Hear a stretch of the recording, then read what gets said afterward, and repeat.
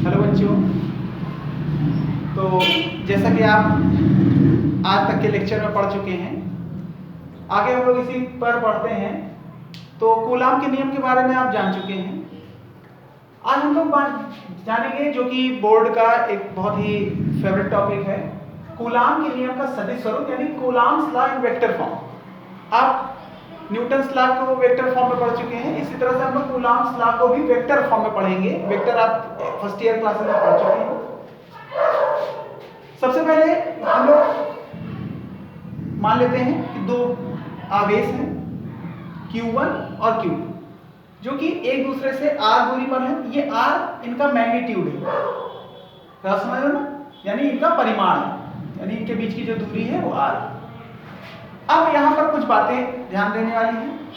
इन दोनों आवेशों पर एक बल कार्य कर रहा है जो कि प्रतिकर्षण बल है, और ये प्रतिकर्षण बल पहले आवेश पर जो बल कार्य कर रहा है दैट इज F12। देखिए इसको कैसे पढ़ते हैं, force on one due to two, यानी पहले आवेश पर दूसरे आवेश के कारण लगने वाला बल, force on one due to to.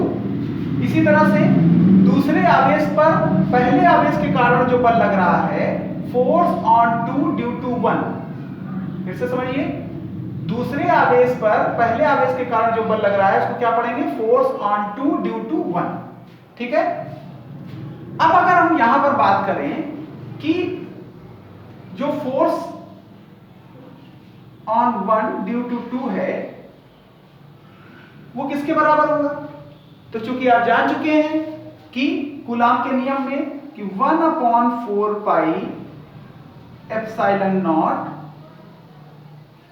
Q1 Q2 upon R square. ठीक है। अब यहां पर चूंकि हम ये तो इसकी वैल्यू हो गई, इस फोर्स की वैल्यू, लेकिन हमें क्या करना है, हमें सदिश स्वरूप यानी इसका वेक्टर फॉर्म बताना है। वेक्टर फॉर्म का मतलब होता है इसमें परिमाण के साथ साथ दिशा भी होनी चाहिए।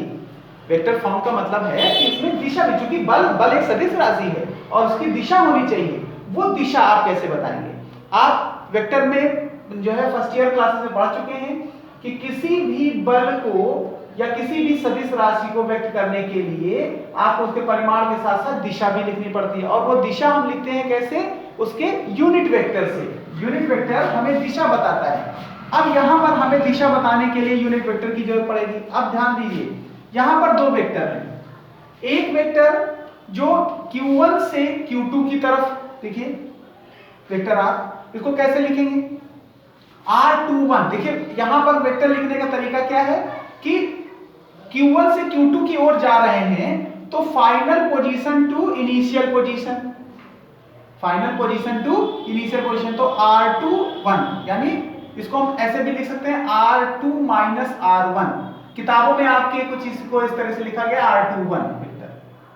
बस समझ आ रही है ना।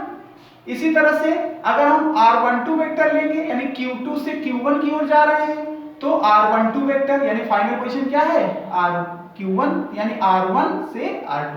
बात क्लियर हो गई। तो यहां पर जो वेक्टर हम लिखेंगे वो क्या होगा, क्योंकि हम यहां पर Q1 Q2 ले रहे हैं, ठीक है ना। ये फोर्स, इस फोर्स की बात करें, इस फोर्स का डायरेक्शन क्या है, दैट इज डायरेक्शन, ये इस तरफ है, और इस डायरेक्शन में जो हमारा वेक्टर है वो क्या है, R12, so that is R12 cap. Cap का मतलब जानते हैं आप, फर्स्ट ईयर क्लास में पढ़ चुके हैं कि यूनिट वेक्टर को लिखने का ये तरीका होता है। अब हम बात करेंगे यहां पर, ये हम R नहीं लिख सकते क्योंकि यहां पर दो वेक्टर हैं, इसलिए हम इस यहां पर क्या लिखेंगे, ये कौन सा वेक्टर है, R12, इसलिए ये आपका कूलाम्स लॉ का वेक्टर फॉर्म है। बात क्लियर हो गई। इसी तरह से अगर आप F21 को लिखना चाहते हैं